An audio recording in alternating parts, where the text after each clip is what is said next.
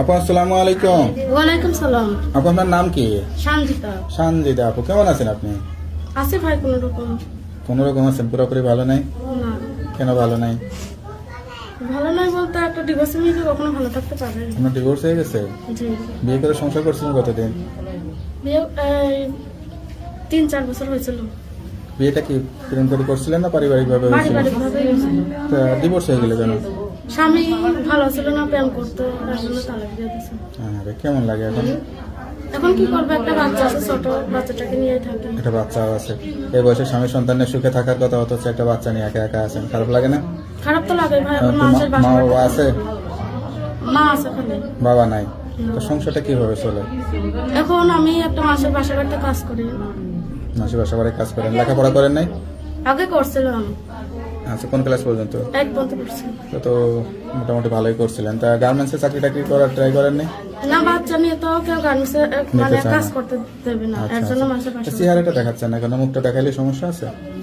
যে আমার দায়িত্ব নেবে ভাই, আমি তাকে মুখ দেখাবো। আচ্ছা আচ্ছা, না যেহেতু একবার বিয়ে শাদী হয়েছে, সবাই তো চেহারা দেখছে, সেই জন্য বলতেছে আর কি। অন্য কোনো কিছু লুকাচ্ছেন না তো? না না, কোনো ভালো মনের মতো যে মানুষ পায় যে আমার দায়িত্ব নেবে, আমি তাকে আমার মুখ দেখিয়ে কথা বলবো। জায়গা জমি টমি আছে আপনাদের? হ্যাঁ, কিছু জায়গা আছে ওখানে। বিয়ে করে যদি কেউ আপনাকে নিয়ে আপনার বাড়িতে থাকতে চায়, তাহলে কি থাকতে পারবে?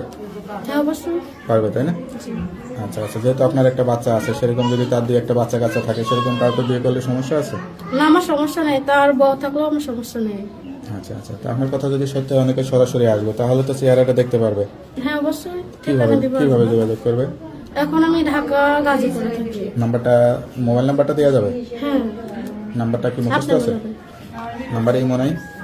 এমন ভাই। আচ্ছা, ভালোভাবে শুনলেন, একটা অসহায় মেয়ে, ডিভোর্স হয়ে গেছে, আসলে কষ্টের জীবন। কেউ যদি ভালোবেসে নতুন করে তাকে ভালোবেসে দায়িত্ব নিতে চান, অবশ্যই তাড়াতাড়ি এই নাম্বারে যোগাযোগ করবেন।